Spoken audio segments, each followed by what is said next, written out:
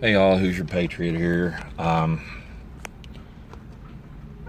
doing this video kind of impromptu because of a video I just watched. Now, the video I just watched, I have not verified any of the facts, so-called facts, that he said in his video. But everything he said is easily verifiable. I probably shouldn't even do this video before I research it, but I'm going to anyway, because I tend to believe everything he said. If I'm wrong, call me out on it. I will not fault anyone for correcting me ever. The guy's name is, well, his YouTube channel's name is John Mark. Johnmark, like a first and last name. If that's his real name, I don't know. But anyway, it was a video he did on the likelihood of a second civil war in the U.S. It was a pretty long video, 20 or 30 minutes, so I don't have time to go over everything he said, but just go to his channel and watch. Like I said, I tend to agree with almost everything he said.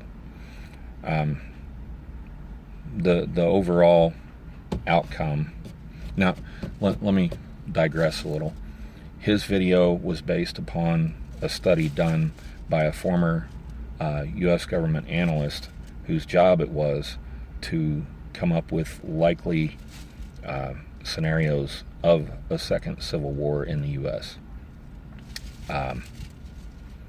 So his video is based on someone else's research, and I'm basing my video on his video. So take that for what you will. You know, you don't know anything for a fact until you research it for yourself. Don't ever take my word for it as the gospel or anyone else's. Research on your own. But I'm trying to give you the tools here to get you started in that direction. I will give you a brief synopsis of what he said, and let me get started on that. The basic outcome would be there is no way for the left to win a civil war, and it's because of the numbers. You run the numbers, and it's always going to come up with a conservative win. The reason being, let's see, 65 million people voted for Trump. You have pretty much every insurgency to overthrow a government in the history of mankind has been done with at least, well, around 10% of the population. We have 20 million veterans in this country who mostly, the vast majority, voted for Trump. There are roughly 400 million guns and 1 trillion rounds of ammo in this country, mostly in the hands of conservatives.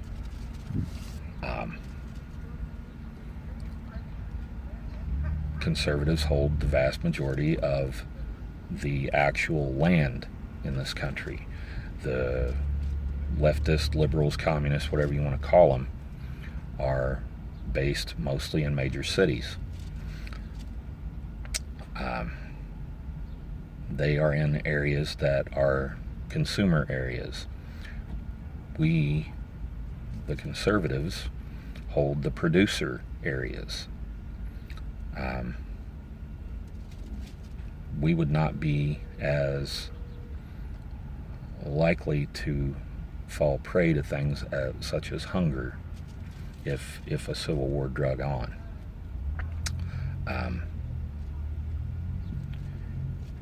There are only, if you count every single sailor and airman and Marine and Coast Guardsman and soldier, counting the reserves and National Guard and everyone, there's about 2 million. Now, keep in mind that the vast majority of these are not combat troops or even military police. You know, the sailors and the airmen especially have no experience or training with having boots on the ground. If you throw every single police officer in the country into the mix, that's 1 million more. So even if you took the sailors off all the ships in the world and all the airmen out of the bases and put a rifle in their hands, you've got 3 million. Okay? We can match that just with, you know, the hardcore ultra conservatives. We can more than match that. There's 10 to 15 million of them.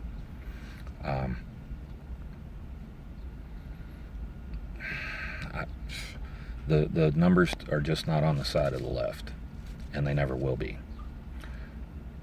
We can turn things around in this country anytime we choose, but we have not been pushed to that breaking point yet. I'm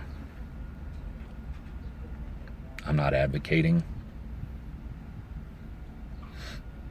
but to me it looks likely that it's going to happen sometime in the future, because the left just keeps pushing and pushing and pushing. They're going to get pushback. It's going to happen.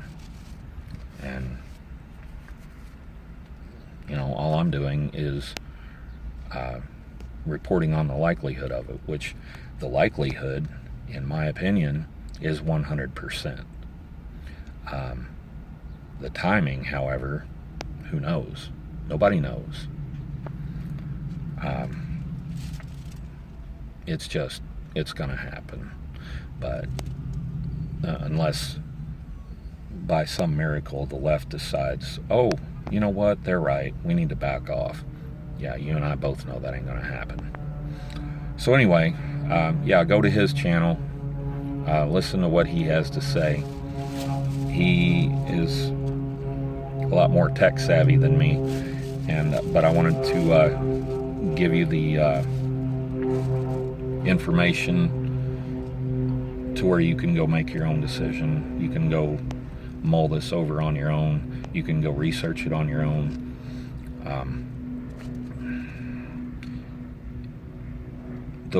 I mentioned the one thing I didn't agree with him on was what he had to say about nukes. He didn't think that the left would ever use nukes on our own soil.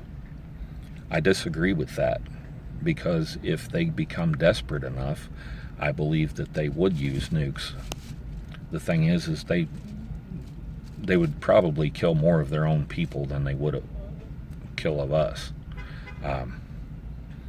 And there would be all kinds of worldwide backlash from that. The people that say, oh, UN troops will come in.